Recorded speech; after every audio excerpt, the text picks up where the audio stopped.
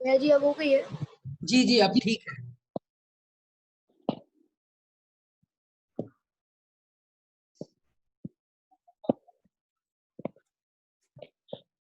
भैया जी आज सबको म्यूट मत कीजिए भैया। हाँ जी, क्या कह रहे हैं आप?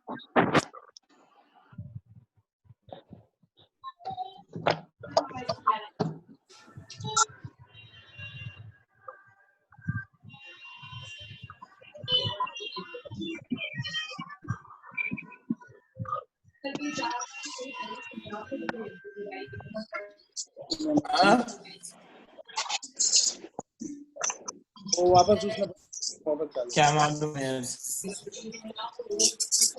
जिनेंद्र भैया जी। जय जिनेंद्र भैया।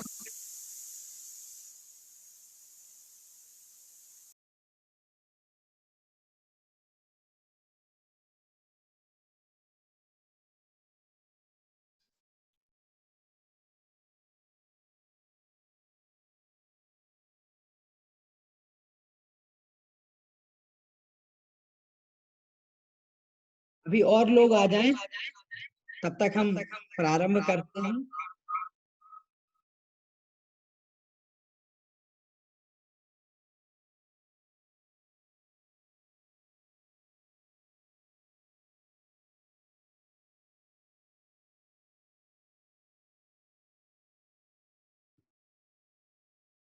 कुछ लोग और आने वाले हैं, जो लोग अभी 1 मिनट में आने वाले होंगे, उनके लिए हम थोड़ा सा रुक जाते हैं।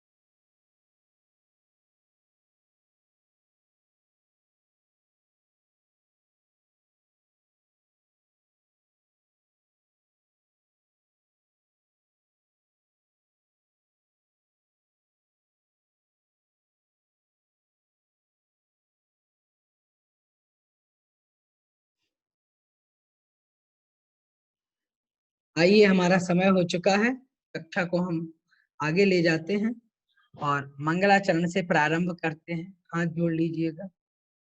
तीन भुवन में सार वीतराग विज्ञानता,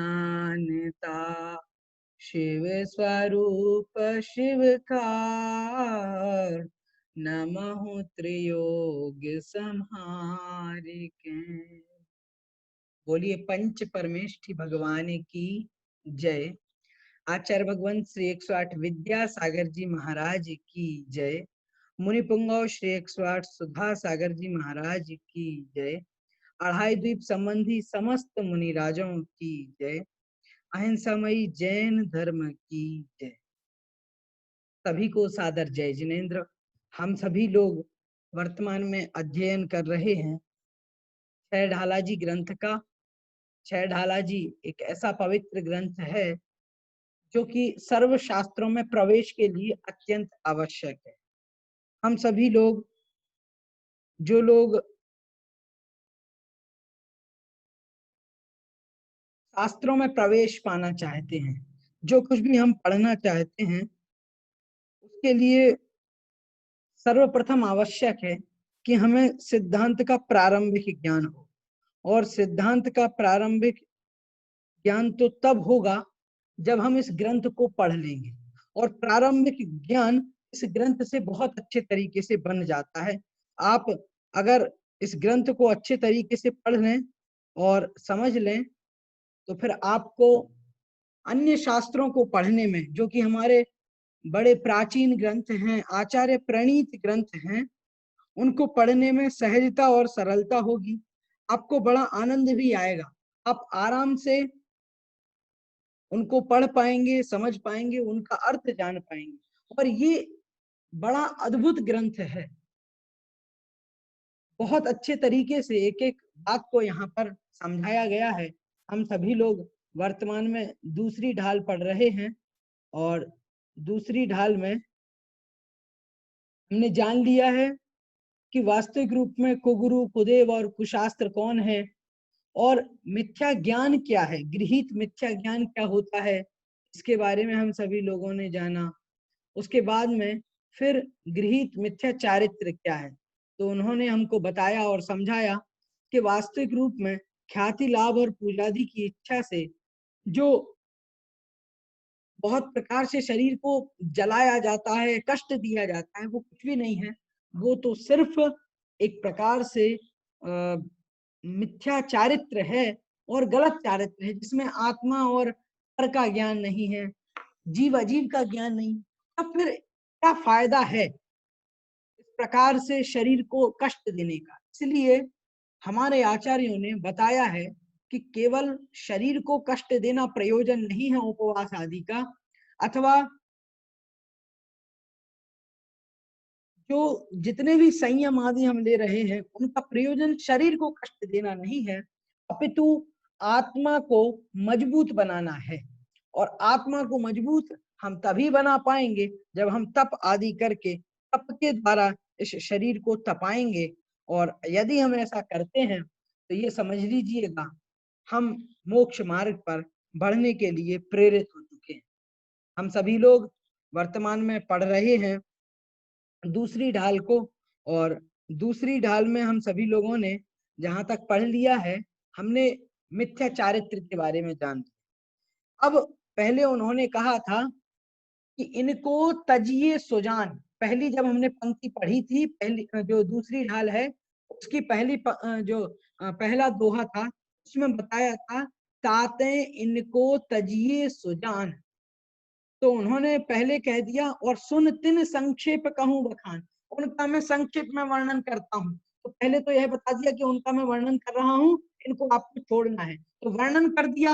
अब छोड़ने का भी उपदेश हमको दे रहे हैं कि हमें इस प्रकार से इनको छोड़ना है। तो कैसे छोड़ना है उस बात को यहाँ पर और स्पष्ट कर दिया है। हम पढ़ेंगे आज 15वां जो छंद है, और 15वें छंद का अर्थ क्या है उसको हम जानेंगे। सर्वप्रथम मैं पढ़ता हूँ, उसके बाद आप सभी लोग पढ़िएगा, आपको स्क्रीन पर दिख रहा होगा। आइए शुरू करते हैं। ते सब मिथ्या चारित्र त्याग, अब आत्म के हित पंथ लाग, जग जाल भ्रमण को देहु त्याग, अब दौलत निज आत्म सुपाग। चलिए अब आप सभी लोग एक साथ बोलिएगा। त्याग, अब आत्म के हित पंथ लाग, जग जाल भ्रमण को देहु त्याग, आत्म सुपाग। बहुत अच्छा पढ़ रहे हैं आप लोग, और ऐसा उच्चारण तो हम कर रहे हैं। हम सभी को एक साथ में इसका पाठ भी करना चाहिए। पाठ से मतलब क्या है, पाठ करने से होगा यह कि आपको यह जल्दी याद हो जाएगा। एक तो यह हिंदी में है, गाने में बड़ा सरल है, बोलने में मतलब उसकी लय अच्छी बन जाती है। और तीसरी बात इसमें यह है कि इसमें बहुत उपयोगी बातें हमें बताई गई हैं, सिद्धांत की बातें बताई गई हैं। तो यदि हम इस ग्रंथ को आद्योपांत पूरा याद कर लेंगे तो बहुत सारे विषय स्पष्ट हो जाएंगे, बहुत सारे विषयों के हम लोग जानकार हो जाएंगे, और साथ ही साथ में इसको गाएंगे, पढ़ेंगे, बार बार पढ़ेंगे तो आपको ये विषय जल्दी से याद हो जाएगा, आपको फिर किसी प्रकार की कोई परेशानी नहीं होगी। तो देखिए हम लोग इसको पढ़ रहे थे 15वें छंद को, तो इसमें क्या बताया है, इसका अर्थ क्या बताया है, देखिएगा। ते सब मिथ्या चारित्र त्याग, ते सब मिथ्या चारित्र त्याग, वे सब कौन, तो कहा मिथ्या चारित्र। पहले इन्होंने पहली, मैं आपको थोड़ा सा ले जाना चाहूंगा आगे। देखिए यहाँ बताया था कि जो ख्याति लाभ आदि की, ख्याति लाभ पूजा की चाह से जो बहुत प्रकार से शरीर को जलाया जा रहा है, दुख किया जा रहा है, और जिसमें आत्म और अनात्म का ज्ञान नहीं है, जीव और पर का ज्ञान नहीं है, और ये सब शरीर को कष्ट देने वाले हैं। तो यह तो इन्होंने बता दिया था। अब उसके बाद में फिर कह रहे हैं ये सब क्या है, तो कह दिया ते सब मिथ्या चारित्र, और ये सब जो मिथ्या चारित्र हैं और इन सब मिथ्या चारित्रों को त्याग मतलब छोड़ दो, और अब आत्म के हित पंथ लाग। अब आत्मा का जो हितकारी पंथ मतलब रास्ता है उसमें लाग मतलब लग जाओ, उस रास्ते में चलने के लिए तैयार हो जाओ। रेडी कर रहे हैं हम लोगों को, लेट्स गो, अब हमें स्टार्ट हो जाना है, चलना है। आत्मा का हित का जो पंथ है, मोक्ष का जो मार्ग है, उस मार्ग पर बढ़ने के लिए हमें बता रहे हैं। और जगजाल भ्रमण को देहु त्याग, और संसार का, जग मतलब संसार का, और जाल मतलब जो जाल बना हुआ है, मतलब जिस प्रकार से मकड़ी का जाल होता है, यहाँ से वहां, वहां से यहाँ, और उसमें बहुत प्रकार के जाले बने हुए होते हैं, और उसी में मकड़ी फिर फंस करके मृत्यु को प्राप्त हो जाती है। तो कह रहे हैं जगजाल भ्रमण को देहु त्याग, और संसार का जो जाल है, जो जग मतलब संसार, तो संसार का जो जाल बन गया है, इसके भ्रमण में हम भ्रमित हो रहे हैं, तो इस संसार के जाल में इसके जो फंस रहे हैं, हम लोग भ्रमण कर रहे हैं, इसको देहु त्याग, इसको त्याग दो। त्याग देहु मतलब त्याग दो, इसको त्याग कर देना चाहिए। और अब दौलत निज आत्म सुपाग, और फिर अब दौलत राम जी कह रहे हैं अब दौलत निज आत्म सुपाग, मतलब हे दौलत राम, वो अपने आप को संबोधित कर रहे हैं कि अब हे दौलत राम, हे दौलत राम, तुम निज आत्म के निज आत्म सुपाग, और अपनी निज आत्मा में सुपाग मतलब लग जाओ।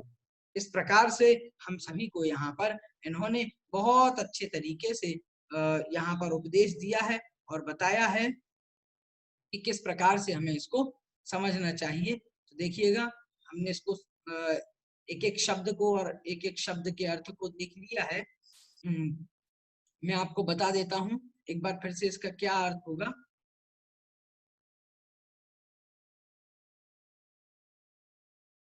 देखिएगा, आपको स्क्रीन पर दिख रहा होगा, ते सब मिथ्या चारित्र त्याग। ते सब मतलब वे सब, जो पहली जो क्रियाएं बताई थी, जो ख्याति लाभ पूजा के साथ में, और जो ऐसी क्रियाएं जो अनेक प्रकार से मतलब शरीर को सुखाने वाली हैं, जिनमें आत्मा और पर का ज्ञान नहीं है, ये सब मिथ्या चारित्र है। और इन सब मिथ्या चारित्र को त्याग मतलब छोड़ करके अब आत्म के हित पंथ लाग, और इसलिए हे जीव, अब आत्म के हित पंथ में लग जाओ, मतलब आत्मा के जो हित का पंथ है, उस हितकारी रास्ते में लग जाओ। जो हितकारी रास्ता है और जो सम्यक वाला रास्ता है, उस रास्ते में लग जाओ। इस प्रकार की प्रेरणा हम सभी को दे रहे हैं।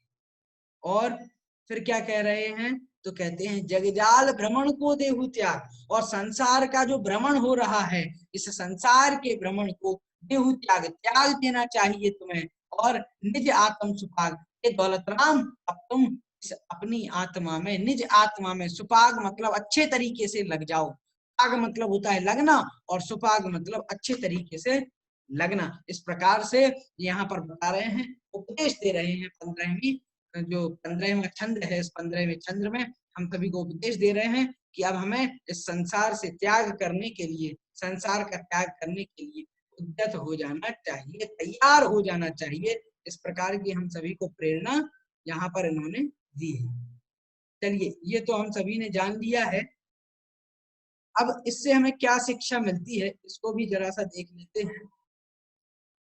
देखिएगा, मैं आपको स्क्रीन पर दिखा रहा हूँ यहाँ पर क्या शिक्षा मिलती है दूसरी ढाल के अध्ययन से, तो वह भी हमें जाननी जरूरी है। इस ढाल को पढ़ने के बाद में हमें क्या प्राप्त होता है, वह भी जान लेना चाहिए। तो देखिए, यहाँ पर लिखा हुआ है कि इस दूसरी ढाल के अध्ययन से हमें 3 बातें समझ लेनी चाहिए। एक तो यह है कि हमारी दृष्टि, हमारा ज्ञान और हमारा आचरण जब ठीक नहीं होगा, तब संसार में जन्म मरण की पीड़ा हमें भोगनी पड़ेगी। हम अपने भीतर झांक कर देखें, आत्म अवलोकन करें कि कहीं हम अपनी आत्मा के वास्तविक स्वरूप से विमुख तो नहीं हो रहे हैं। हमें ये आत्मा अवलोकन करना चाहिए और अपनी आत्मा में ही देखना चाहिए, चिंतन करना चाहिए। और फिर कहा है कि हम शरीर को ही आत्मा मानकर तो नहीं जी रहे हैं, राग द्वेष करने में ही अपना हित तो नहीं मान रहे हैं, शुभ और अशुभ कर्मों के फल में हर्ष विषाद करने से पछता रहे हैं या नहीं, आत्मा का हित करने वाले वीतराग भावों को कष्टप्रद तो नहीं मान रहे हैं। मतलब जिनसे आत्मा का हित हो रहा है, इनको हम यदि कष्टप्रद मान रहे हैं, जिन परिणामों से, धर्म के कार्यों से, स्वाध्याय आदि से, तो वो कह रहे हैं ऐसा तो नहीं मान रहे हैं। और निराकुल अवस्था को पाने की ललक हमारे भीतर सदा बनी रहती है या नहीं, यह भी हम सभी को देखना चाहिए और समझना चाहिए, अपने आप में चिंतन करना चाहिए इस प्रकार का। और आगे फिर कहा है कि हम वीतरागता का पोषण करने वाले देव शास्त्र गुरु की मन वचन काय से सेवा करें और राग द्वेष से मलिन देव और गुरु की सेवा तथा संसार बढ़ाने वाले शास्त्रों के अध्ययन से बचें, आत्म कल्याण की पवित्र भावना से अहिंसक जीवन शैली अपनाएं। ये कुछ बातें हम सभी को ध्यान रखनी है, और यदि इन कुछ बातों को हम अच्छे तरीके से ध्यान रखेंगे तब जाकर के इस दूसरी ढाल का पढ़ना हमारे लिए सार्थक हो पाएगा। ये पहली ढाल और दूसरी ढाल एक दूसरे की पूरक हैं। पहले बताया था कि संसार में भ्रमण कैसे हो रहा है, अब यहाँ पर बताया है कि संसार में भ्रमण क्यों हो रहा है, रीजन क्या है, उसका कारण क्या है, क्यों आखिरकार यह जीव इस संसार में भ्रमण कर रहा है, उसका उन्होंने उत्तर यहाँ पर दिया। तो यह ग्रंथ बड़ा अनुपम है, और एक एक बात इस दूसरी ढाल को पढ़ने से हमारे ध्यान में और अपने स्वयं चिंतन में आती है कि वास्तविक स्वरूप में हमें क्या अपनाना चाहिए, क्या करना चाहिए, और हम क्या कर रहे हैं। कहीं हम शरीर को ही अपनी आत्मा तो नहीं मान रहे हैं, क्या हम इसी प्रकार से इस संसार में अधिक रमण की इच्छा तो नहीं रख रहे हैं, ऐसा तो नहीं सोच रहे हैं कि निरंतर सांसारिक सुख ही प्राप्त हो, हमें मोक्ष सुख की अभिलाषा तो नहीं है, मतलब हमारे अंदर मोक्ष सुख की अभिलाषा मर तो नहीं गई है। इस प्रकार से भी हमें चिंतन करना चाहिए, हमें इस पर विचार करना चाहिए, और कहीं हम कुगुरु कुदेव और कुशास्त्र और कुधर्म की सेवा तो नहीं कर रहे हैं। यदि इनकी सेवा कर रहे हैं, इनकी पूजन में लगे हैं, अर्चना में लगे हैं, तो जरूर जल्दी से जल्दी हमें इससे बचना चाहिए, इनको छोड़ देना चाहिए। कुगुरु कुदेव कुशास्त्र इनसे बचने का प्रयास करना चाहिए। मिथ्या दर्शन, मिथ्या ज्ञान, मिथ्या चारित्र जो गृहीत और अगृहीत है, इन दोनों को छोड़ने का प्रयास करना चाहिए। गृहीत तो भला ऐसा है कि गृहीत तो हमने ग्रहण किया है इसी भाव में, तो इसको जल्दी ही छोड़ सकते हैं, जल्दी छोड़ा जा सकता है। और जो अगृहीत है, उस अगृहीत को भी हम सभी को शीघ्रता से, धीरे धीरे प्रयत्न से, विचार करने से इसको भी छोड़ने का प्रयास करना चाहिए। यदि इतना प्रयास हम सभी करते हैं और इस प्रयास में सफल हो जाएंगे, तो वहां से आप सभी को अच्छे से अर्थ प्राप्ति होगी और समझ में आएगा कि वास्तविक रूप में इस दूसरी ढाल में कहा क्या गया। ये ग्रंथ ही बड़ा अच्छा है, हम सभी लोग इस जिस ग्रंथ को पढ़ रहे हैं ये बहुत अच्छा है। और पंडित दौलत राम जी ने तो इसको यूं समझ लीजिए कि बहुत अच्छा ग्रंथ बनाया है। इस ग्रंथ को पढ़ने के बाद सारे ग्रंथों के रास्ते हमारे लिए खुल जाते हैं। इस प्रकार का यह ऐसा ग्रंथ है। आप ये समझ लीजिएगा कि वास्तविक रूप में जैसे एक डॉक्टर किसी रोग का उपचार करता है, उसी प्रकार से दौलत राम जी यहाँ पर हमारे जन्म जरा मृत्यु का जो रोग है इसको नष्ट करने के लिए एक डॉक्टर के समान हमारे सामने आए हैं। ये डॉक्टर जो हम संसार में देख रहे हैं, ये डॉक्टर तो कैसे हैं, ये जितने भी डॉक्टर हैं, ये डॉक्टर तो छोटे मोटे सर्दी जुकाम और खांसी जैसे लोगों का इलाज करते हैं, लेकिन ये दौलत राम जी, जो पंडित दौलत राम जी हैं, ये ऐसे डॉक्टर हैं जो जन्म जरा मृत्यु रूपी रोग का विनाश करने वाले, इनका इलाज करने वाले। आप देखिए पहली ढाल देखें तो पहली ढाल में जैसे हम किसी डॉक्टर के पास जाते हैं और हम उससे कहें डॉक्टर से कि डॉक्टर साहब हमें खांसी हो गई है, तो डॉक्टर साहब पहले चेक करेगा और फिर बताएगा देखो भाई खांसी इतने प्रकार की होती है, तो खांसी 3 प्रकार की है। एक तो सूखी खांसी होती है, कफ वाली खांसी होती है, एक वो खांसी होती है जिसमें खून आता है, बड़ी परेशानी होती है, कभी कभी खांसी खतरनाक हो जाती है, तो फिर टीबी जैसा रोग भी हो जाता है, बड़ी परेशानी होती है। इस प्रकार से बहुत प्रकार से डॉक्टर बताता है ये इतने इतने प्रकार की खांसियां होती हैं, ऐसे ऐसे खांसी होती है। तो फिर इस प्रकार से यहाँ पर भी पहली ढाल में यही बताया है कि देखो संसार में अनेक प्रकार के दुख हैं, कभी जन्म का दुख है, कभी मरण का दुख है, गर्भावस्था का दुख है, देवगति का, नरक गति का, त्रियंच गति का, अनेकों अनेक प्रकार के दुख हैं। तो ऐसे अनेकों प्रकार के दुखों को बताया। तो पहला तो इन्होंने ये बताया, फिर डॉक्टर हमें ये बताता है कि देखो भाई तुम्हें खांसी क्यों हुई, तुमने कभी ठंडे के बाद में फिर गर्म पी लिया होगा, और गर्म के बाद में कोई ठंडी पानी पी लिया होगा, इस कारण से तुम्हें ये खांसी हो रही है, इस वजह से तुम परेशान हो रहे हो। तो यहाँ पर दूसरी ढाल में भी हमें वही बताया है कि देखो तुमने इस प्रकार से मिथ्यादृग ज्ञान चरण का सेवन किया, मिथ्या दर्शन, मिथ्या ज्ञान और मिथ्या चारित्र का सेवन किया, इस कारण से ये जन्म जरा मृत्यु और संसार का रोग तुम्हारा बना हुआ है। और फिर बाद में फिर डॉक्टर हमें दवाई देता है। पहले तो वो बता देता है इस कारण से ये हमें परेशानी हुई है, तो फिर बाद में उन्होंने दवाई क्या होती है वो दवाई बताई। जिस प्रकार से डॉक्टर दवाई बताता है उस प्रकार से यहाँ पर इन्होंने दवाई बताई है।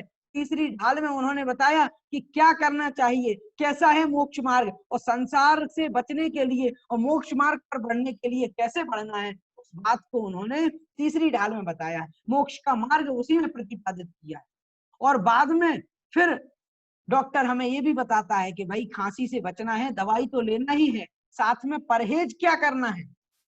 तो परहेज कौन कौन से करने हैं, तो वो परहेज उन्होंने चौथी ढाल में हमें बताया है। देखो भाई इन इन चीजों का त्याग करना है, इसको भी छोड़ना है, उसको भी छोड़ना है, इस प्रकार से इन सारी बातों को स्पष्ट किया है। बाद में फिर पांचवी ढाल में इन्होंने बताया है कि देखो भाई अपनी भावनाएं भी अच्छी रखनी है। तो भावनाएं कैसी रखनी है, मोक्ष मार्ग में भावनाएं कैसी होनी चाहिए, वो भावनाएं हमें बताई हैं। और छठवीं ढाल में जैसे डॉक्टर हमें बताता है कि निरोगी व्यक्ति कैसे होता है, निरोगी व्यक्ति किस प्रकार से अपनी जीवनचर्या जीता है, निरोगी कैसे रहना है, उस बात को जब हमें डॉक्टर बताता है तो उसी प्रकार से छठवीं ढाल और अंतिम ढाल में हम सभी को अंतिम रूप में इन्होंने बताया है दौलत राम जी ने कि देखो इस प्रकार से मुनिराजों का चरित्र होता है, और मुनिराज इस प्रकार से अपनी चर्या निभाते हैं, और वो इस जन्म जरा मृत्यु के रोग को हरण करने के लिए निरोगी के समान है। उनको इस प्रकार के रोगों से बचने के लिए वो मोक्ष मार्ग पर बढ़ चले हैं, इसलिए हमें भी इसी मार्ग पर बढ़ना चाहिए। ऐसी प्रेरणा हमको इस ग्रंथ में बहुत अच्छे तरीके से प्राप्त हो जाती है। तो अभी तक हमने दो ढालें इसकी पढ़नी है।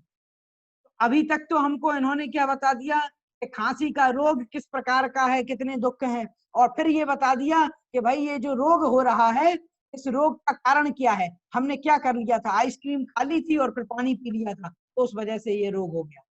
अब तीसरी जो ढाल है, इस तीसरी ढाल में अब हमें बता रहे हैं उपचार क्या करना है, दवाई कौन सी लेनी है, और फिर इस जन्म जरा मृत्यु और संसार के रोग से बचना कैसे है, इस बात को यहाँ पर इन्होंने प्रतिपादित किया है तीसरी ढाल में। और हम सभी लोग जो तीसरी ढाल पढ़ेंगे इसमें बहुत अच्छे तरीके से मोक्ष मार्ग का प्रतिपादन किया है, और बहुत अच्छे तरीके से हम सभी को बतलाया है कि कैसे हम मोक्ष मार्ग में लग सकते हैं।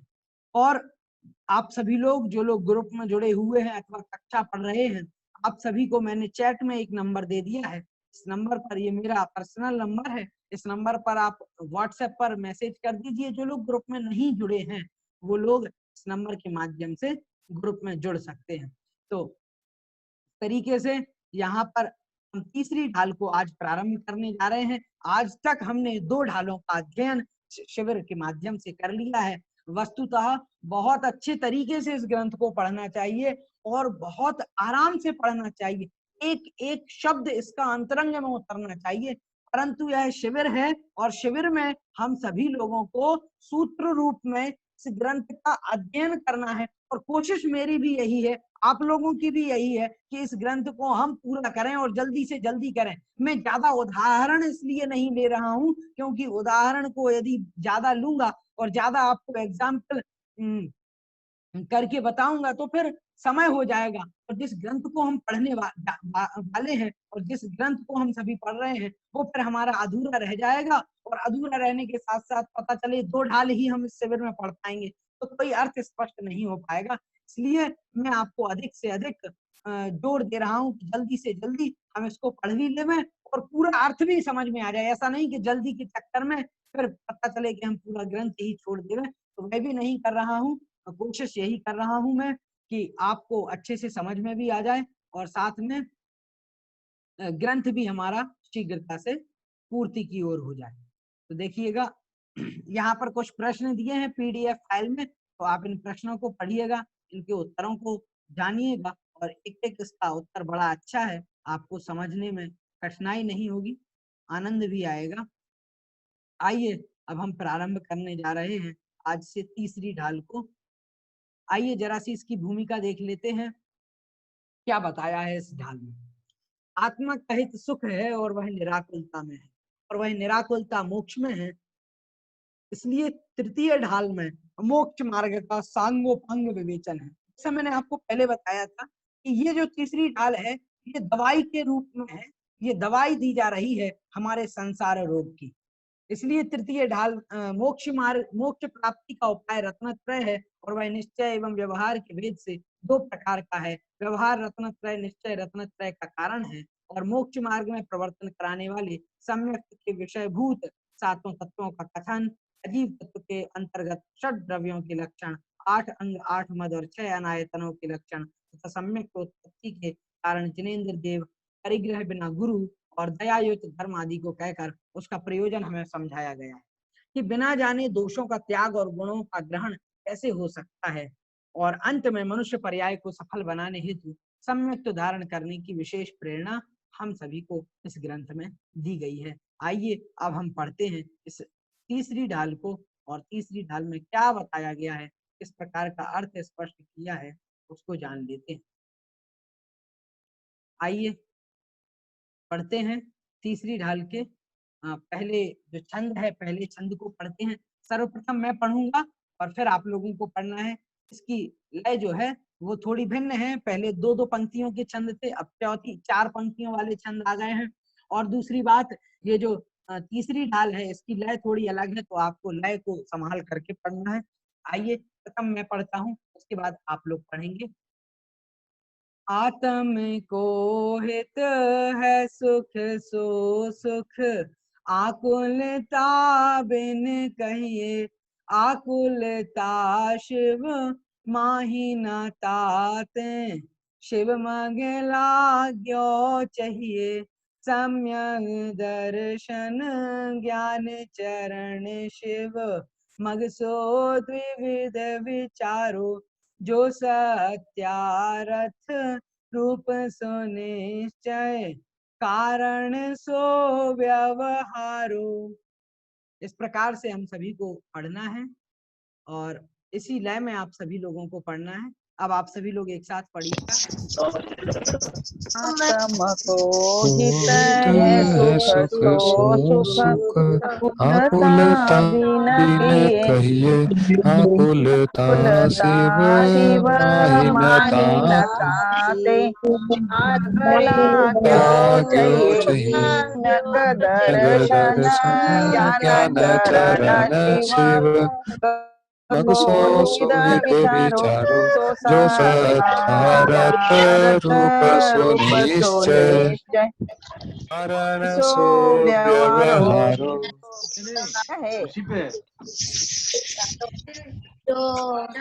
चलिएगा अब आप सभी लोग देखिएगा इसमें क्या बताया गया है। तो देखिएगा यहाँ पर इन्होंने कहा है आत्म को हित है सुख सो सुख, आकुल ताबिन कही। यह जो तीसरी ढाल हम पढ़ रहे हैं ये बड़ी अच्छी ढाल है, पढ़ने में आपको बड़ा आनंद आने वाला है। और साथ में एक विशेषता यह भी है कि आप यह जो तीसरी ढाल पढ़ रहे हैं इसका गाने में बोलने में बड़ी अच्छी है, तो आप इसको पढ़ते रहिएगा घर में काम करते समय या समय निकाल करके सुबह शाम कभी भी आप इसको एक बार पढ़िएगा। छेड़ाला ग्रंथ जी को आपको बड़ा अच्छा लगेगा। देखिएगा क्या बताया है यहाँ पर, आत्म को हित है सुख सो सुख, आकुल ताबिन कही। वो कहते हैं आत्म को हित है सुख, आत्मा का जो हित है, आत्मा की जो भलाई है, फायदा है, वह सुख में है। मतलब सुख जो है, आनंद जो है, वह आत्मा का हित करने वाला है, आत्मा का भला करने वाला है। एक तो इन्होंने यह बात यहाँ पर बताई है। उसके बाद में फिर इन्होंने कहा है सो सुख आकुल ताबिन कहिए, और वह जो सुख है वह सुख आकुलता बिन कही। अरे भाई सुख ऐसा होना चाहिए जो आकुलता के बिना हो, मतलब जिस सुख में आकुलता नहीं हो। आकुलता मतलब क्या होता है? आकुलता मतलब होती है चिंता, आकुलता का मतलब होता है परेशानी। अब हम जैसे यहाँ पर बैठे हुए हैं और मन में आ रहा है, अरे अरे अरे अभी तो 10:30 बज गए, अरे अब आधे घंटे की सफर रहेगी, अब आधे घंटे कैसे निकलेंगे, अरे मैं तो फंस गया हूँ, अब मैं क्या करूँ, अब इसको छोड़ के नहीं जा सकता, घर में मम्मी पापा ने बोल दिया है पूरी क्लास पढ़नी ही है 6 डाला की, इसको पूरा याद करना है, अरे अब ये तो बड़ी, ये मन में जो चिंता आ रही है बार बार, ये आकुलता है। जैसे हमने आपसे कहा कि चलो हम 1 घंटे तक पढ़ेंगे, लेकिन 1 घंटे पढ़ने के बीच में ही अब फिर मन में विचार आ गया, अरे मैंने तो कल ऐसा काम नहीं किया था, कल का होमवर्क रह गया है, अरे मेरे तो वो कपड़े वहीं पर सूखने रह गए हैं, अरे मैं तो वो छोड़कर ही आ गया। तो इस प्रकार से मन में जो विचार रहते हैं, जो चिंता रहती है, उसको कहते हैं आकुलता। आकुलता बनी रहना मतलब मन में कुछ और ही बातें चलना, ये आकुलता है। तो ये आकुलता जो है अर्थात किसी ना किसी बात की शल्य लगी रहना, किसी प्रकार की चिंता लगी रहना, तो आप इसको समझ लीजिए। तो जो आकुलता के बिना जो सुख है, हम सभी के मन में जितने भी सुख हैं संसार में, वो सारे सुख आकुलता जन्य सुख हैं, आकुलता से सहित सुख है। एक भी सुख इस संसार में जो हम देख रहे हैं वो निराकुल सुख नहीं है, जिसमें आकुलता नहीं हो ऐसा कोई सुख संसार में है ही नहीं। आप देखिएगा, आपको बड़ा पसंद है रसगुल्ला, लेकिन रसगुल्ला आता है सामने तो आकुलता आ जाती है, अरे इसको कैसे खाऊं, एक बार में ही पूरा खा लूं या 2-3 बार में खाऊं।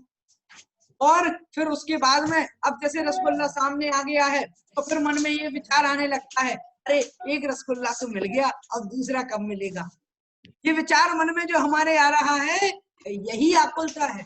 और 2 खा लिए तो मन में आ जाता है 2 ही तो खाए हैं, एक और मिल जाए। तो ये जो मन में चिंता बनी हुई है, इसका मतलब है ये आकुलता से सहित सुख है। और आप सोचिएगा, आपको कोई व्यक्ति 2 रसगुल्ला खाने को दे देवे और फिर कहे 2 रसगुल्ला के बाद कि आपको सबको म्यूट कर दीजिए, खाली म्यूट कर दीजिए। मन में क्या आ जाता है, मन में ये विचार आ जाता है, सबको म्यूट कीजिए, कुछ मन में ये विचार आ जाता है, अरे अब मैंने तो आज तो रसगुल्ले खा लिए और फिर बाद में क्या पता रसगुल्ले मिले नहीं मिले। ये तो आकुलता जो मन में आ जाती है, चिंता आ जाती है, एक विचार मन में आ जाता है, यही आकुलता है। और इसी आकुलता से हम सभी को बचना है। और जो सुख है, जो आत्मा का हितकारी जो सुख है, पहले तो उन्होंने कहा आत्म को हित है सुख, आत्मा का जो हित है वह सुख में है। और वह सुख कैसा है तो कहा है सो सुख आकुलता बिन कहिए, वह जो सुख है वो आकुलता के बिना ही कहिए, मतलब जानना चाहिए। वह जो सुख है वह सुख आकुलता के बिना कहिए, मतलब जानना चाहिए, कहना चाहिए। वह सुख आकुलता से रहित होगा तभी वह सुख आत्मा का भला करने वाला होगा। यदि आकुलता से सहित सुख है तो ये समझ लीजिए फिर उसमें आत्मा को कोई भला होने वाला नहीं है। और आकुलता कहाँ नहीं है, अरे भाई आकुलता से रहित सुख कहाँ मिलेगा, तो कहते हैं आकुलता शिव माही न ताते शिव मंग लाग्यो चाहिए। आकुलता शिव माही न, आकुलता जो है वो शिव माही मतलब मोक्ष में नहीं है, ताते मतलब इसीलिए शिव मग लाग्यो चाहिए, शिव के मार्ग में, मोक्ष के मार्ग में लाग्यो चाहिए, मतलब लग जाना चाहिए। इस प्रकार से इस दूसरी पंक्ति में ये बता रहे हैं। तो देखिएगा यहाँ पर इस बात को इन्होंने स्पष्ट कर दिया है, एक एक बात हमें यहाँ पर स्पष्ट हो जाती है, एक एक तथ्य यहाँ पर इनका स्पष्ट हो जाता है। तो ये बात आपको यहाँ पर इनकी समझ में आ गई होगी। 2 पंक्तियों में इन्होंने बताया आत्मा का हित कहाँ है और वह सुख, जो आत्मा का हित सुख में है तो वह सुख कहाँ है, और वह सुख जो है वह आकुलता से रहित सुख होना चाहिए। और फिर पूछा गया कि भाई आकुलता से रहित सुख मिलेगा कहाँ, तो कहते हैं भैया आकुलता मोक्ष में नहीं है, और मोक्ष में आकुलता नहीं है, इसलिए मोक्ष के मार्ग में लग जाओ। और वहीं आपको सुख मिलने वाला है, और कहीं सुख मिलेगा नहीं अन्यत्र। इसलिए यहाँ पर प्रेरित कर रहे हैं कि हम सभी को मोक्ष मार्ग में लग जाना चाहिए। हमारा कर्तव्य क्या है? मोक्ष मार्ग में लगना हमारा कर्तव्य है। इस बात को यहाँ पर इन्होंने 2 पंक्तियों में स्पष्ट कर दिया। अब आगे कहते हैं, सम्यग दर्शन ज्ञान चरण शिव मग सो द्विविध विचारो, जो सत्यारथ रूप सो निश्चय कारण सो व्यवहारु। सम्यक दर्शन ज्ञान चरण, सम्यक दर्शन सम्यक ज्ञान और चरण से लेना सम्यक चारित्र। चरण मतलब वो चरण नहीं जिससे हम सुबह उठ करके बड़ों के पैर छूते हैं माता पिता के, वो चरण छूना नहीं। ये चरण से मतलब चारित्र है। सम्यक दर्शन ज्ञान चरण मतलब सम्यक दर्शन, सम्यक ज्ञान और सम्यक चारित्र, ये जो है ये तीनों ही शिवमग, ये तीनों ही शिवमग मतलब मोक्ष का मार्ग है। और जब ये मोक्ष का मार्ग है तो वो कहते हैं वो मोक्ष का मार्ग कैसा है। अब देखो, पहले पूछा कि आत्मा का हित किस में है, तो पहली पंक्ति में उत्तर दे दिया कि आत्मा का हित सुख में है। फिर कहा सुख कैसा होना चाहिए, तो कह दिया आकुलता से रहित होना चाहिए। फिर पूछा गया कि भाई ये तो बताओ वो आकुलता से रहित सुख मिलेगा कहाँ, तो कह दिया वो तो मोक्ष में आकुलता नहीं है, इसलिए वो आकुलता से रहित जो सुख है वो तो मोक्ष में ही मिलेगा। अब फिर क्या करो, तो फिर उन्होंने कहा भाई तुम ऐसा करो मोक्ष के मार्ग में लग जाओ। फिर उन्होंने कहा भैया मोक्ष का मार्ग तो बताओ कैसा है, तो दौलत राम जी कहते हैं सम्यक दर्शन, सम्यक ज्ञान और सम्यक चारित्र, ये तीनों ही मोक्ष का मार्ग है। अब ये बात यहाँ तक बता दी, तो उन्होंने फिर कहा सुन लो, लेकिन मोक्ष का मार्ग जो है वो 2 प्रकार का है। 2 प्रकार का है। कैसा है, पहले ये भी तो जान लो मोक्ष का मार्ग कैसा है। तो कहते हैं शिव मग सो द्विविध विचारो, जो मोक्ष का मार्ग है वो द्विविध विचारो, 2 प्रकार से विचार किया गया है, कहा गया है, बताया गया है, या 2 प्रकार का होता है, ऐसा विचार कर लो, जान लो।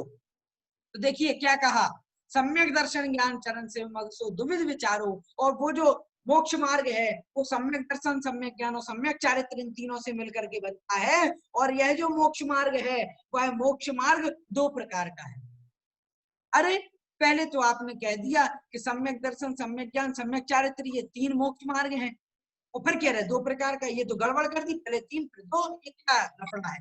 तो दौलत राम जी बता रहे हैं अरे भाई ऐसा नहीं है, सम्यक दर्शन, सम्यक ज्ञान, सम्यक चारित्र, ये तीनों ही मोक्ष मार्ग हैं, लेकिन ये तीनों मोक्ष मार्ग हैं, लेकिन ये भी 2 प्रकार का मार्ग बनेगा, मतलब इन तीनों के मिलने से मोक्ष मार्ग बनेगा। ऐसा नहीं कि सम्यक दर्शन हो गया तो समझ लो मोक्ष मार्ग मिल गया, नहीं। सम्यक दर्शन, सम्यक ज्ञान, सम्यक चारित्र, इन तीनों का मिलना ही तो मोक्ष मार्ग है। देखिए यहाँ अर्थ में स्पष्ट किया है, सम्यक दर्शन, सम्यक ज्ञान और सम्यक चारित्र, इन तीनों की एक का मोक्ष मार्ग है। जब ये एक रूप हो जाएंगे तब ही मोक्ष मार्ग बनेगा, लेकिन वो मार्ग भी 2 प्रकार का है।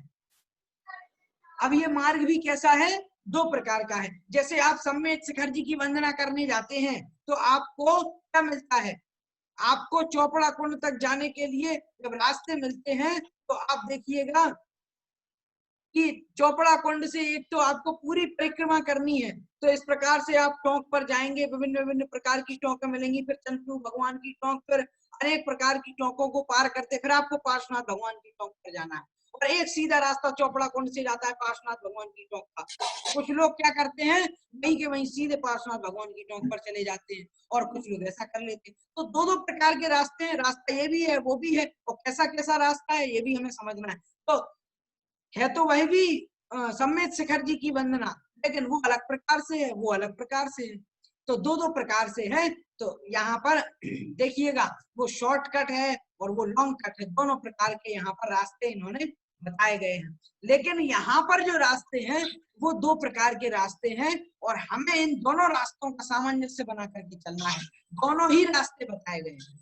अब देखिएगा आगे अगली पंक्ति को मैं जब पढ़ूंगा तो आपको अर्थ एकदम स्पष्ट हो जाएगा। तो क्या है, तो कहते हैं जो सत्यार्थ रूप सुनिश्चय कारण सो व्यवहारो, और जो सत्यार्थ रूप वाला है, जो देखो 2 प्रकार के रास्ते बता दिए, फिर कह दिया जो सत्यार्थ रूप सुनिश्चय कारण सो व्यवहारो। और जो सत्यार्थ रूप है, सत्यार्थ रूप से क्या तात्पर्य है, सत्यार्थ मतलब जो सत्य है, जो सच है, और जो वास्तविक रूप है, जो वास्तविक रास्ता है, भाई वो रास्ता तो निश्चय रूपी रास्ता है। देखो दो रास्ते बता दिए इन्होंने मोक्ष के मार्ग के। तो मोक्ष मार्ग दो प्रकार का, एक तो निश्चय और एक व्यवहार। तो फिर दो प्रकार का बताने के बाद में अब वो कहते हैं कि वह जो निश्चय मोक्ष मार्ग है वो कैसा है। तो कहते हैं अरे भाई जो वास्तविक मोक्ष का मार्ग है वो तो निश्चय मोक्ष मार्ग है। जो वास्तविक मोक्ष मार्ग है, जो वास्तविक स्वरूप है मोक्ष मार्ग का, वो तो निश्चय ही है। जब रत्नत्रय अभेद हो जाता है, जब शुद्धोपयोग और शुक्ल ज्ञान की प्राप्ति हो जाती है, तो वो बात यहाँ पर इन्होंने कर। और फिर कह रहे हैं कारण सो व्यवहारो, और उसका जो कारण है उस निश्चय रत्नत्रय का, उस निश्चय मोक्ष मार्ग का कारण क्या है, निश्चय मोक्ष मार्ग का कारण क्या है। तो इसलिए उन्होंने कहा निश्चय जो मोक्ष का रास्ता है उस रास्ते का कारण है व्यवहारो, व्यवहार मोक्ष मार्ग है, वह उसका कारणभूत है। अब देखो दो बातें समझनी है। मोक्ष का पहले तो इन्होंने बताया कि सुख कहाँ मिलेगा, तो कह दिया मोक्ष में, इसलिए हमें मोक्ष मार्ग में लगना है। मोक्ष मार्ग कैसा है, तो कह दिया कि सम्यक दर्शन ज्ञान चरण, इन तीनों की एक का मतलब सम्यक दर्शन, सम्यक ज्ञान और सम्यक चारित्र, ये तीनों ही मोक्ष मार्ग है। इन तीनों की एकता ही मोक्ष मार्ग है। अब जब इतना सब कुछ हमने जान लिया, अब फिर दूसरी बात फिर इन्होंने अंतिम पंक्ति में कही है। क्या कहा है, अंतिम पंक्ति में इन्होंने कहा है कि वह मोक्ष मार्ग भी दो प्रकार का है, एक तो निश्चय का और दूसरा व्यवहार का। तो निश्चय मोक्ष मार्ग क्या है, तो कह दिया निश्चय मोक्ष मार्ग जो वास्तविक मोक्ष मार्ग है वो तो देखो भाई निश्चय मोक्ष मार्ग है, और जो वास्तविक मोक्ष मार्ग का कारणभूत है वो क्या है, और वो व्यवहार मोक्ष मार्ग है। इस प्रकार से ये बात समझ में आई। अब मैं आपको एक उदाहरण देता हूँ। जैसे मान लो हमें शिखरजी जाना है, हमने बढ़िया बैग ले लिया और बैग लेकर के हम तैयार हो गए। अब किसी ने कहा भाई कहाँ जा रहे हो, हम कहेंगे शिखरजी जा रहे हैं। हमने टिकट कटवाया और टिकट कटवा करके अब हम अपने घर से बैठ गए हैं ट्रेन में। मान लीजिए हम झांसी से बैठ गए हैं ट्रेन में, और ट्रेन हमने पकड़ ली है और ट्रेन में हम बैठ गए हैं, हमें जाना है पारसनाथ स्टेशन। तो अब होगा क्या, कोई कहेगा भाई ये रास्ता कहाँ जा रहा है, हम कहेंगे भाई ये तो रास्ता कैसा है, ये तो शिखरजी का रास्ता है। आप कहाँ जा रहे हो, हम कहेंगे ये तो शिखरजी जा रहे हैं। ठीक, लेकिन फिर क्या हुआ, फिर जब हम वहां पर पहुंच गए पारसनाथ स्टेशन ईसरी जाकर के हम उतर गए, तो फिर किसी ने कहा कि भाई आपको कहाँ जाना है, फिर हम कहेंगे भैया हमको सम्मेद शिखर जाना है।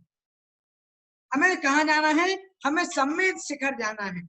हमने उससे ये कह दिया कि भाई हमें सम्मेद शिखर जाना, तो वहां से उस व्यक्ति ने हमको कहाँ लेकर के गया, हमको वहां पर उसने पहुंचा दिया सम्मेद शिखर जी में। ठीक है, तो हमें उसने वहां पर पहुंचा दिया। तो उसी प्रकार से जैसे ये जो ट्रेन का रास्ता है, ये रास्ता कारण बना है, इसी रास्ते पर चल करके हम उस रास्ते पर पहुंच पाए हैं। वो जो रास्ता वहां ईसरी से सम्मेद शिखर जी तक जाता है, जो वहां धर्मशाला तक जाता है, उस रास्ते पर हम कैसे पहुंचे, जब इस रास्ते पर चले तब उस रास्ते पर पहुंचे। तो उसी प्रकार से ये व्यवहार रूप कारण जो है, व्यवहार रूप जो मोक्ष मार्ग है, ये समझ लीजिए, ये जो ट्रेन वाला रास्ता हमने पार किया अपने घर से ईसरी तक का, पारसनाथ स्टेशन तक का, ये क्या हो गया, ये जो रास्ता है ये रास्ता भी सम्मेद शिखर जी का ही है, लेकिन ये रास्ता उस रास्ते में कारण बन गया, तो हमने ईसरी से सम्मेद शिखर जी तक गए। तो ये जो है वो दोनों कारण बन गए हैं एक दूसरे के। इस प्रकार से ये हमें समझ लेना चाहिए, इस प्रकार से एक दूसरे के कारणभूत हैं। अब आप सोचेंगे हम केवल वो वाले रास्ते पर चल जाएं, निश्चय जो मोक्ष मार्ग है उस निश्चय की ओर हमें चलना है, ये तो कारणभूत है। और देखो यहाँ पर इन्होंने कह दिया सत्यार्थ रूप सुनिश्चय, मतलब सत्यार्थ रूप तो निश्चय है, मतलब सच्चा रास्ता तो निश्चय है, तो केवल निश्चय की ओर चले हम, सच्चे रास्ते को पाना है, क्यों इधर उधर कारण मारण में उलझे। तो उन्होंने कहा भैया ऐसा नहीं है, जो कार्य है वह कभी कारण के बिना नहीं हो सकता, उसके लिए कारण तो चाहिए ही चाहिए है।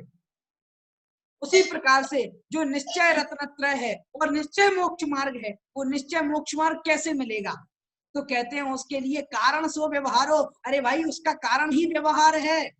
ट्रेन में बैठना है और आप सोचो हम टिकट नहीं ले रहे, ऐसे कैसे चलेगा। अरे उस टिकट ही तो कारणभूत है उस ट्रेन में बैठने के लिए। तो टिकट आपको पहले लेना पड़ेगा, भले ही आप टिकट से यात्रा नहीं कर रहे हैं, टिकट आपको पहुंचाने वाला नहीं है वहां सम्मेद शिखर जी तक, पहुंचाएगी तो ट्रेन ही, लेकिन कहा ये जाएगा भैया इस टिकट की वजह से मैं सम्यक शिखर जा रहा हूँ, भले ही टिकट हमको चला नहीं रहा है, लेकिन इस टिकट के कारण से मैं वहां शिखर जी तक जा रहा हूँ। तो इसलिए कारण जरूरी है, और कारण के होने पर कार्य होगा। तो जब व्यवहार मोक्ष मार्ग आएगा, तब व्यवहार से फिर हम निश्चय मोक्ष मार्ग की ओर बढ़ेंगे, और मोक्ष मार्ग पर चलेंगे तो मोक्ष की प्राप्ति भी हमें हो जाएगी। इस प्रकार से इस पहले पद को बहुत अच्छे तरीके से समझना है। और ये जो है ये समझ लीजिए, अब हमें दवाई दी जा रही है, और दवाई देखिएगा बड़ी कड़वी होती है दवाई, लेकिन ये दवाई कड़वी दवाई नहीं है। दवाई लेते समय छोटा बच्चा जो होता है, आप उसको दवाई देंगे, वो छोटा बच्चा पता है क्या करेगा?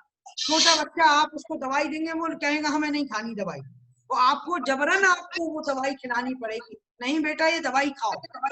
और पहले तो क्या, और फिर वो बड़ा परेशान करेगा आपको। लेकिन यहाँ पर परेशानी की कोई बात नहीं है। पंडित दौलत राम जी एक ऐसे डॉक्टर हैं जो दवाई को चाशनी में मिला करके खिला रहे हैं, चाशनी में मिला करके खिला रहे हैं। पहले हमें बता दिया कि देखो भैया, अगर ये दवाई नहीं खाओगे, संसार में उलझते रहोगे तो ऐसे ही परेशान होना है। फिर बताया संसार में किस कारण से तुम परेशान हो रहे हो, तो पहले हमें बता दिया कि भाई ऐसी ऐसी परेशानी है, बीमारी है, तो बीमारी बता दी। उसके बाद में फिर कह दिया कारण क्या है, तो बाद में अब हमें दवाई दे रहे हैं, तो चाशनी से मिला करके अब दवाई दे रहे हैं। तो मूल दवाई तो अब यहाँ पर प्रारंभ हुई है इस तीसरी ढाल से, लेकिन उसके पहले अब हमें बहुत प्रकार से चाशनी खिला दी और बीच में फिर दवाई खिला दी। जब माँ होती है तो माँ क्या करती है, छोटे बच्चे को दवाई कैसे खिलाती है, पहले कुछ अच्छी अच्छी आइसक्रीम खिला दी, पहले कुछ मिठाई खिला दी, और बीच में एकदम से दवाई खिला दी, और बच्चे को पता ही नहीं चल पाता है कि दवाई भी खिला दी है या नहीं खिलाई है।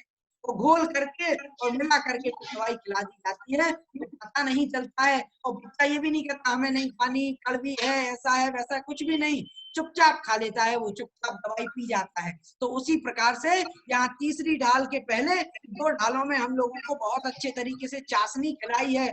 अब में अब जो दवाई खिला रहे हैं, तो अब हमें ये शास्त्रों का अर्थ बड़े आसानी से ग्रहण हो जाएगा। अब हमें शास्त्रों का अर्थ समझने में किसी भी प्रकार की कोई परेशानी होने वाली नहीं है। इसलिए इस ग्रंथ को अच्छे से पढ़िएगा, अच्छे से समझिएगा, अर्थ को जानिएगा। एक एक शब्द इसका बहुत अच्छा है, एक एक तथ्य बड़ा अच्छा है, बहुत अच्छे से समझेंगे, बड़ा आनंद आने वाला है।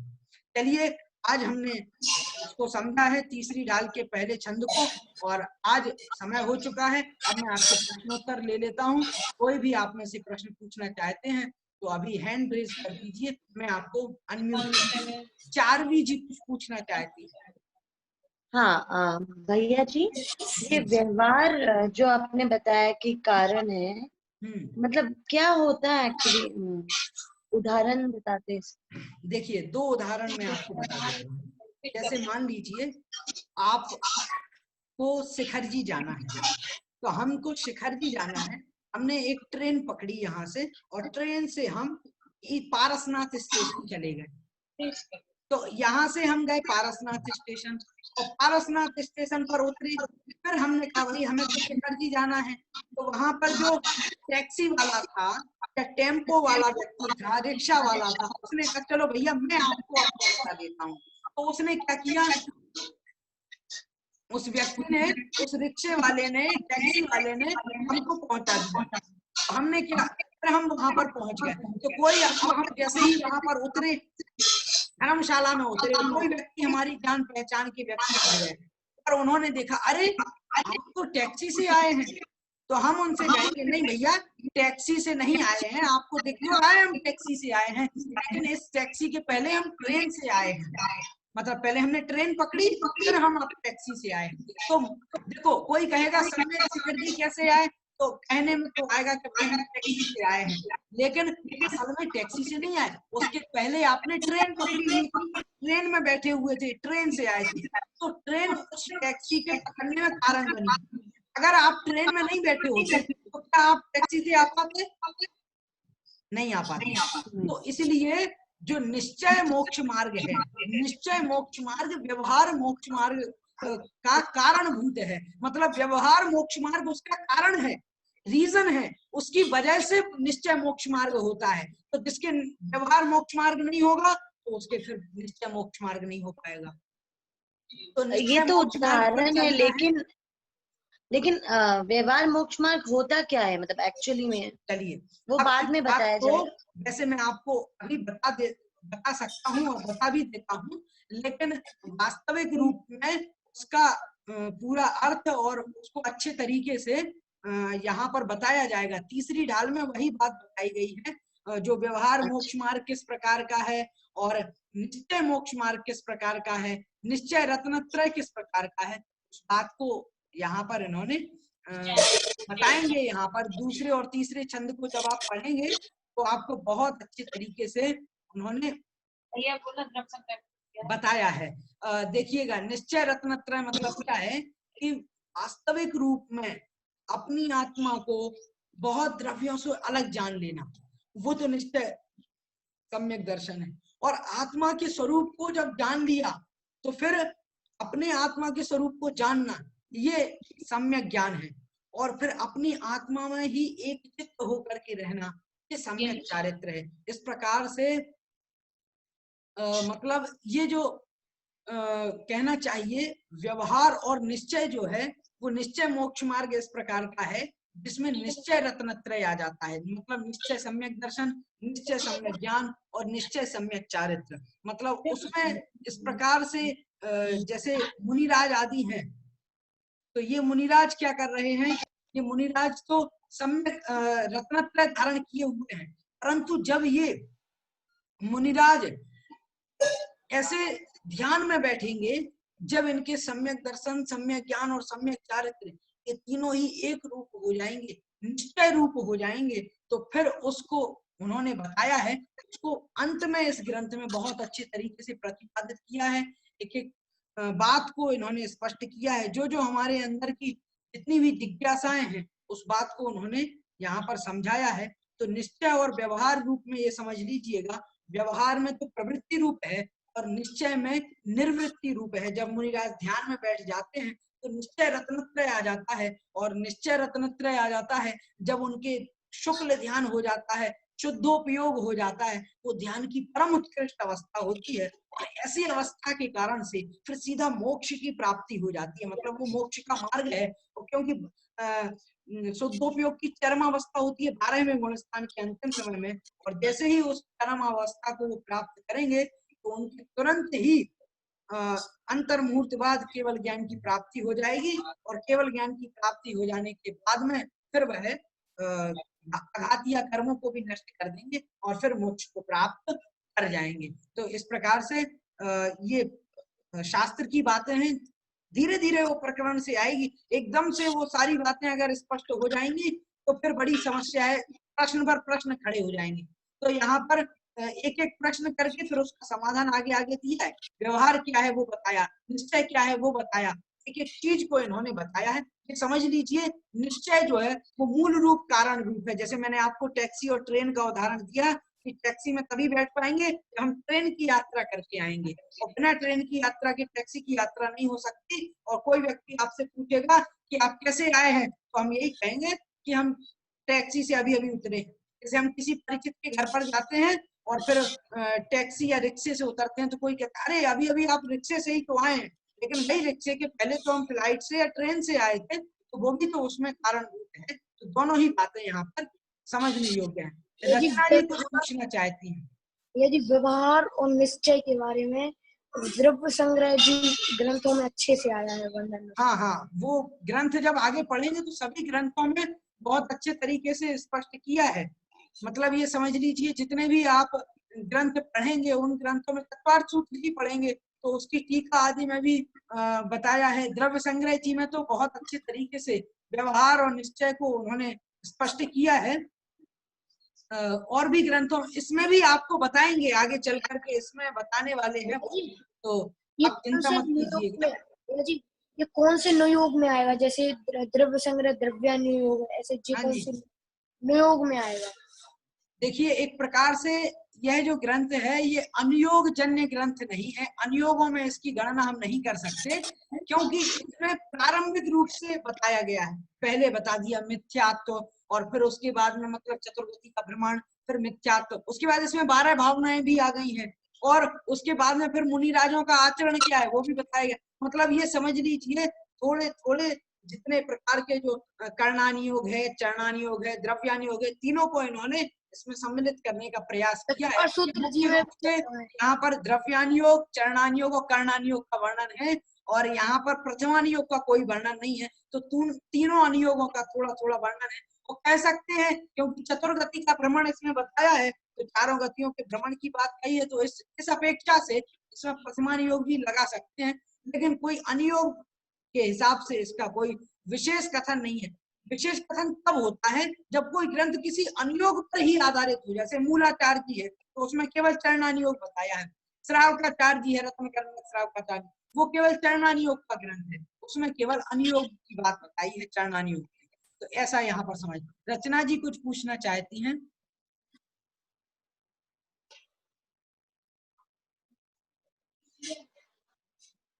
और कोई अगर पूछना चाहते? जय जिनेन्द्र भैया जी। जय जिनेन्द्र भैया जी, आपका नंबर चाहिए, मेरे पास नंबर नहीं है, मैं मतलब व्हाट्सएप में कैसे जुड़ूं? जी मैं नंबर बोल देता हूँ, मैंने चैट में भी दे दिया है, लेकिन फिर भी बोलिए। 789 789 1834 1834 551 551। मैं फिर से 7891834 हाँ मैं फिर से चैट में वही। भैया जी ये आपने व्यवहार और निश्चय बताया है, तो व्यवहार में हम जो कर रहे हैं वो व्यवहार हुआ ना, और निश्चय में हमारी आत्मा। देखिए निश्चय और व्यवहार को यूं समझ लीजिए कि निश्चय जो है वो साक्षात रूप से है और व्यवहार उसमें कारण रूप से है। ठीक है, वो उपादान हो गया। हाँ जी, उपादान हो गया। वो उपादान और उसकी निमित्त की चर्चा यहाँ पर नहीं है। मतलब ये समझ लीजिए निश्चय और व्यवहार को कैसे समझे। देखिएगा जैसे हमने कोई बात स्पष्ट रूप से कह दी है, जैसे मान लीजिए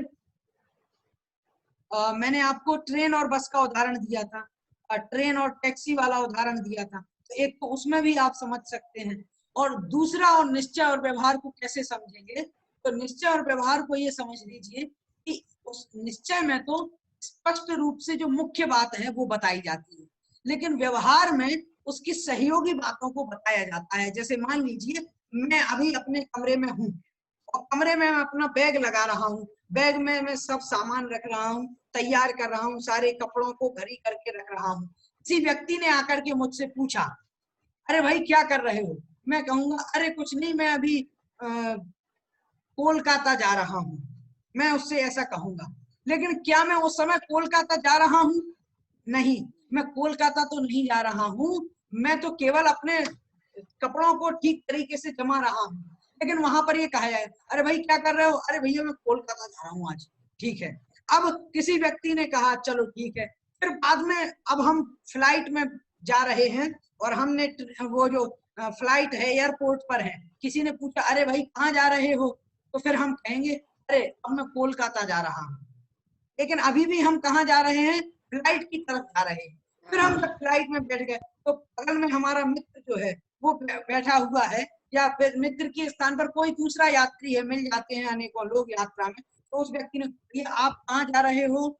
तो हमने कहा भाई हम तो कोलकाता जा रहे हैं। तो ये क्या, अब हम वास्तविक रूप में कोलकाता जा रहे हैं, क्योंकि अब हम बैठ गए हैं, अब हम कोलकाता जा रहे हैं। तो ये निश्चय रूप में हो गया, और उसके पहले जो हम आए थे वो व्यवहार में। तो ये निश्चय और व्यवहार ये एक दूसरे के कार्य कारण रूप हैं। निश्चय कार्य है और व्यवहार कारण रूप में है, और निश्चय भी फिर किसी और का जो है कारण बनता है। मतलब मोक्ष का कारण निश्चय बन जाएगा और फिर निश्चय का कारण व्यवहार बन जाएगा। एक चेन की तरह चलता है, पहले व्यवहार फिर निश्चय, फिर उसके बाद फिर मोक्ष की प्राप्ति होगी। पहले व्यवहार रत्नत्रय मतलब व्यवहार मोक्ष मार्ग होगा, फिर निश्चय मोक्ष मार्ग होगा, फिर उसके बाद में फिर मोक्ष की प्राप्ति होगी। तो ये मार्ग जो है, मार्ग दोनों ही है, शिखर जी जाने के दोनों ही रास्ते हैं। एक ट्रेन वाला है, टैक्सी वाला है, लेकिन जब तक ट्रेन को आप चढ़ेंगे नहीं, ट्रेन के रास्ते को नहीं जाएंगे, फिर उसके बाद टैक्सी और रिक्शा कैसे पकड़ पाएंगे? तो दोनों ही रास्ते हैं। तो आपको पहला रास्ता चलना है व्यवहार वाला, उसके बाद फिर निश्चय वाला, और फिर उसके बाद फिर मंजिल प्राप्त हो जाएगी। इस तरीके से इसको आपको समझना है। आज हमारा समय ये क्वेश्चन आंसर मुझे अभी उसमें व्हाट्सएप ग्रुप में मिल जाएंगे, जैसे इससे सारा जो आपने जिस जिनवाणी से आप पढ़ा रहे हैं, तो मुझे ये कहाँ से मिलेगा ये क्वेश्चन आंसर? ये जो जिनवाणी में आपको यहाँ पर स्क्रीन पर आपको दिखाई दे रही है, ये जिनवाणी जो है, जो ग्रंथ है, यह ग्रंथ मैं पीडीएफ में आप सभी को भेज रहा हूँ। ग्रुप में जो लोग जुड़े हैं उन सभी को ग्रुप में भेज रहा हूँ। तो आप यदि ग्रुप में जुड़ेंगे तो आपको भी वो प्राप्त हो जाएगा, और फिर उसमें आप यदि कुछ प्रश्न नहीं आता है समझ में तो आप ग्रुप में पूछ भी सकते हैं। तो ग्रुप में आप पूछ भी लीजिएगा, तो कोई परेशानी नहीं है, आप ग्रुप में पूछ सकते हैं। और जो चीज यहाँ रह जाती है वो वहां पूछ लीजिएगा। इस तरीके से आप ग्रुप में जुड़ जाइए। अच्छा चलिए, अब समय हो चुका है, हम इस कक्षा को यहीं समाप्त करते हैं। बोधि समाधि परिणाम शुद्धि स्वात्मोपलब्धि शिव सौख्य सिद्धि चिंतामणिं चिंतित वास्तु दाने त्वां वन्द्यमानस्य ममास्तु देवी। द्वादशांगमयी जिनवाणी माता की जय। नौ बार नमोकार मंत्र पढ़िएगा।